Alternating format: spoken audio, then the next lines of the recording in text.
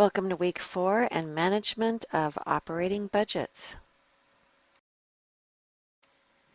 Before we look at how to calculate variances and what they might mean, we first have to go back and look at what are the components of a budget. And I know for the most part this is review, but just think about these in terms of not only expenses and revenue, but what is controllable and what is uncontrollable in terms of both expenses and revenue. Your Penner says that reimbursement, of course, is out of our hands quite often, contracts, Medicare, reimbursement rates, and so forth. But other kinds of expenses are quite often out of our control as well. For example, um, I think census is probably the variable that is the most out of our control and can, as we looked at with hours per patient day last week, and as we look at the variance reports, volume adjusted variance reports a little bit later in this module, you'll see that it really makes a huge difference when you're calculating variances. So quite often the management position that we see here is more or less a fixed number, whereas nursing staff is considered more variable, but they don't flex completely with volume, as we talked about last week. So looking at the components of the budget, we will be calculating variances for each of these line items and looking at what do each of these variances mean as they're positive and negative. Now, I actually like to think of budgets as guidelines because we're really guessing, particularly in terms of volumes that we might see of patients over the fiscal year. But the reality is that most organizations have very firm policies and grants in particular around the ability to transfer funds from one line item to another. So usually it's within, if the organization will allow you to transfer funds, say you're using more in one area than you are in another, medical supplies versus office supplies, they want you to typically transfer within the same category and will not let you transfer, for example, supply costs to personnel. But I have been in organizations where the hospital will allow the manager to make a mid-course correction in the middle of the year if something really changes. For example, you expand the unit, you have a whole different category of patient you're taking care of or different kinds of procedures or something like that. It just makes sense to adjust the budget and do a mid-course correction. But it depends on the organization that you're in. So what are the components of managing budgets? For every budget, if you've ever been involved in a budget, you know that there are targets. And so each year, so many hours per patient day, so many, they're all, as we talked about before, very tied up in volumes. So we have to ask ourselves first, what are the targets and are they realistic? How do they compare to national standards and benchmarks? Are there internal policies and procedures, contracts, and so forth that are affecting those targets? But really looking at what's going on and are they realistic? Are we able to provide care in an efficient manner, in a manner that meets our patients' needs and that meets our targets? If not, we may have to change some things. We may be monitoring the budget, the actual versus budgeted on a monthly, weekly, or daily basis.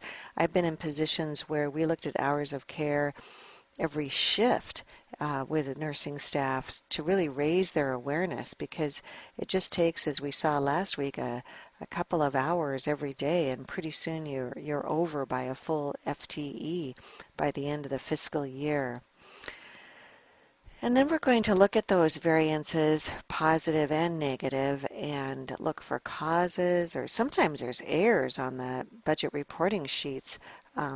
So expenditures that really didn't occur, or things that should have been charged to another department, for example. But mainly we want to look at trends and patterns. We don't want to look at just one point in time, but we really want to look at, I think, at least 3 points. That's what any good researcher does, looks at least 3 points to see what kind of pattern is emerging. Is it a seasonal pattern or is it a blip? What else was going on in the unit that month? As we calculate the variance, it's really very simple. We're just looking at the difference between the budgeted target and the actual performance. So how much did we spend or did we budget to spend, and how much did we actually spend? We do that with our own budgets on a monthly basis. Sometimes we go over, and then the next month we know we have to be under a little bit to make that up. So a favorable budget variance is the desirable difference between budget and actual. So actual expenses are less than budgeted expenses, or revenues are about the same or greater than the budgeted revenue is also a nice area to be in. Unfavorable budget variance is, of course, the opposite, that our actual revenues are less than we projected or the actual expenses are higher. If you have both of those together, of course, it's really not good on the end of the month report. So calculating a budget variance is actually very simple. You just are going to subtract what is actually spent from the budgeted amount. And so for the expense budget variance example here, we had a $1,000 budgeted for whatever it was, supplies or something, and we actually spent $1,100. And of course, you can just see by looking at that we went over budget. And so it's a negative $100. So it's an unfavorable budget variance. Now, if you look at revenue variances, I like to switch it and look at it the other way, actual minus budget, so that when I get a negative number, then I know it's a negative variance. It's not a desirable variance. However, if you're getting a monthly report from your accounting office, they're all going to be calculated the same way, and most likely they'll be budgeted minus actual expenses. So you just have to remember that if it's looking at revenue, a negative number might be good because it'll be budget minus actual. So you just have to stop and think, what does this really mean, the negative versus positive number, and look at how it's calculated. Another way to calculate variances or to look at them is to look at the proportional difference, which is usually calculated by percent. So in the previous example, $1,000 budgeted, $1,100 actually spent. So we are going to divide the difference, $100, by budgeted. So $100 divided by 1,000 equals a 10% variance or a 10% unfavorable variance. But you really need to look at both the dollar amount and the percent. I mean, in a small item like this, 10% sounds huge, but the reality is it's $100. And most people, when you're running a busy clinic or a hospital unit, or whatever it is, you're looking at huge budgets, thousands and thousands of dollars over the month. So I like to look at both methods. So this graph really emphasizes the importance of looking over more than one data point, more than 1 month. So as you can see by this graph, looking at budgeted and actual supply variances or expenses over, it looks like 6 months here, January to June, it really bounces all over. So what are some of the questions that we want to ask? Something I would certainly think about is how many patients were we seeing? It looks very much like we've got a seasonal sort of effect here, and maybe if we're a pediatric ward, we're seeing a lot of kids in January. I don't know, I'm just guessing here, but depending on the type of service, maybe there's a reason you're seeing a large variance in January, March, and then up again in the summer. So really looking at that volume is important.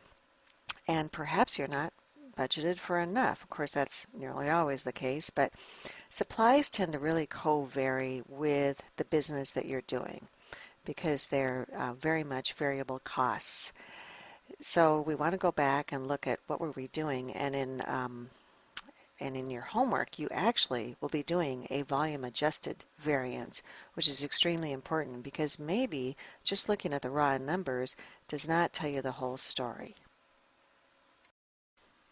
Here's another example of employee hours worked, although it's not direct salary hours, it's non-productive hours and overtime hours.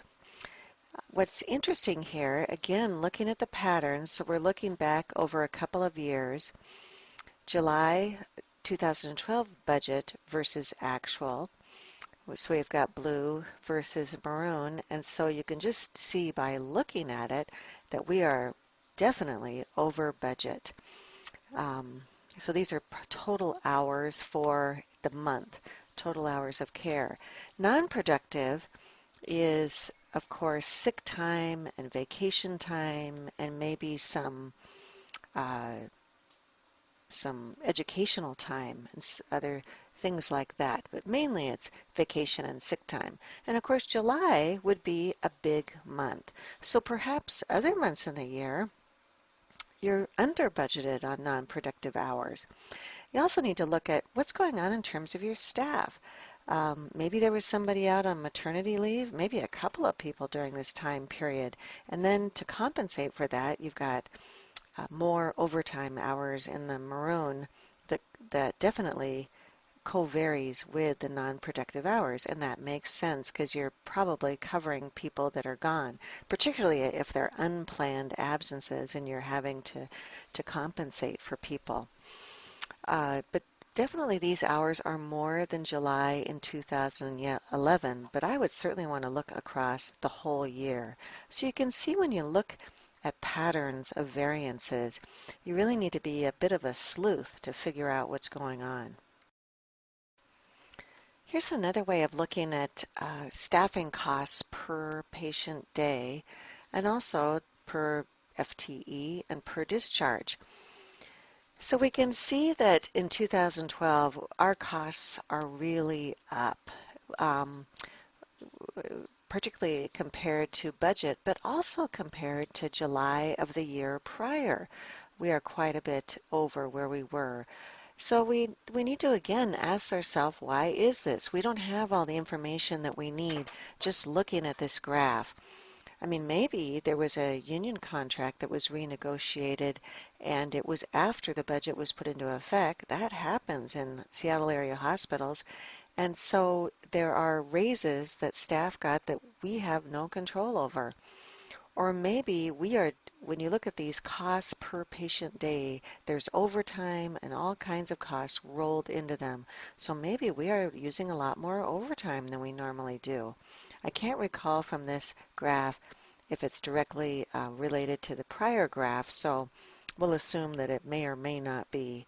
But cost per discharge is also something that's up a fair amount. And so maybe your length of stay has crept up a little bit because that's how long somebody is there. So per discharge, the time that they're in the hospital. So again, we just have to do some detective work and try to figure out what's going on. And then can we turn it around? Can we do some education? Can we change the way we're doing things to be more efficient? Or maybe we're using a lot of overtime because we have vacancies and there's a shortage in our area where we are. Or again, people are out on medical leave or something like that. So you just need to again, do some sleuthing and try to figure out what happened. As I mentioned a couple of slides ago, it's really important to calculate the volume adjusted variance sometimes, particularly if your volumes are higher or lower than what you've forecasted them to be in your fiscal year budget. Because it's a little bit complicated to understand, I've recorded a video of how to calculate them on an Excel sheet, and you can find it on Canvas. So walk through that cardiac care unit example. So that you have some understanding of how it's calculated, because this is one area that